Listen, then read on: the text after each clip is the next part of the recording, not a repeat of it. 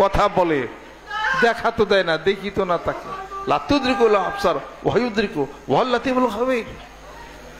দেখবা আমাকে, আশায় থাকো।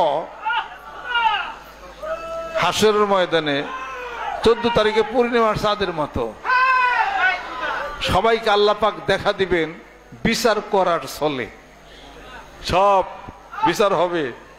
আল্লাহকে ভালো করে দেখা মারে। দুনিয়াতে যদি মামলা মোকদ্দমা শেষ হয় তাহলে খেলা হইল কি? এটা আগে খেলাই আছে। কি কথা কয় রে দেখা দেই না,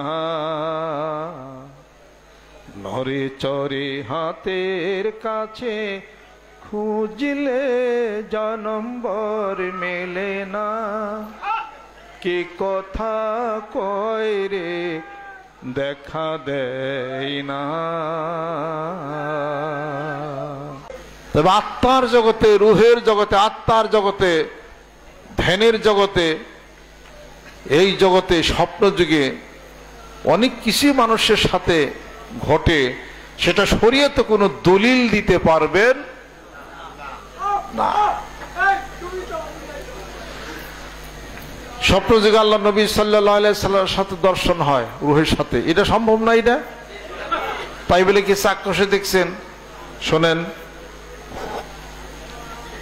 শরীয়তেই দেখা যায়, এটা দলিল দেওয়া যাবে না। তবে কোন ব্যক্তির যদি রুহের, আত্মার জগতের, ফেরাতের জগতের শক্তিটা যদি বেশি হয়, স্বপ্ন যুগে দেখে, আরো যদি বেশি হয় জাগ্রত অবস্থায় দেখে, তার এখতিয়ারের বাইরে ইচ্ছা করলেই সে পারে না। তবে তার লাইট ফোকাসটা এত তীক্ষ্ণ হয়, প্রচন্ড গতি হয়, যে কোনো মুহূর্তে সে দর্শন হতে পারে তার সাথে। তবে অল্প সময়ের জন্য, 1, 2, 3, 4, 5, 6, 7, 8 সেকেন্ড। স্বপ্নে যাহা সত্য, স্বপ্ন যাহা দেখেন, স্বপ্ন যাহা দেখেন, শক্তির আরো বাড়লে জাগ্রত অবস্থাও দেখবেন।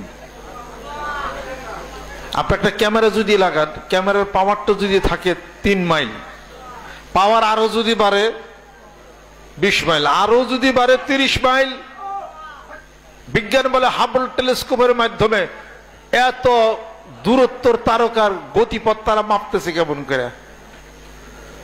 মানুষে বানাইলো একটা হাবল টেলিস্কোপ, মানুষে বানিয়ে ওইটা দিয়ে গতিপথ নির্ণয় করতেছে, দূরত্ব নির্ণয় করে 9,30,00,000 মাইল দূরে পৃথিবীর থেকে সূর্যের দূরত্ব এটা মাপছে।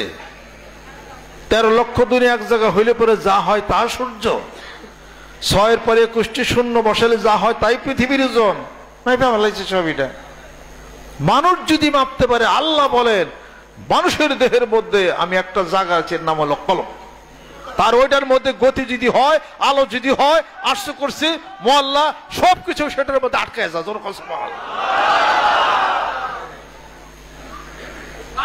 সূর্যের দূরত্ব 9,30,00,000 মাইল দূরে। সূর্য কয়টা? একটা। তারকা কয়টা? এইটা গুনার করে। চাঁদ কয়টা? একটা।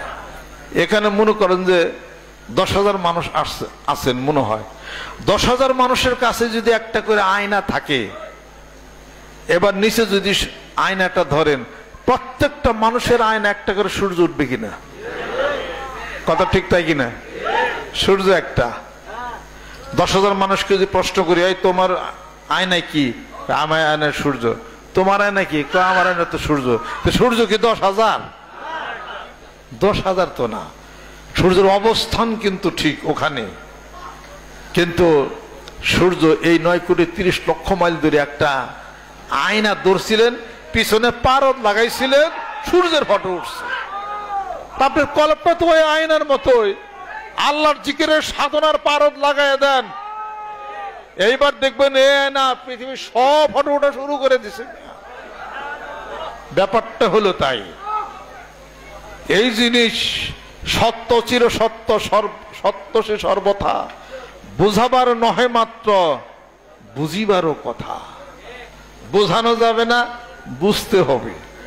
বুঝতে হবে, এই জন্য সাধনার দরকার। কেউ এক লাখ লাখ যদি বুঝবার চাই, একটু বুঝতে চাই, এটা কি বোঝা যায় কোনোদিন?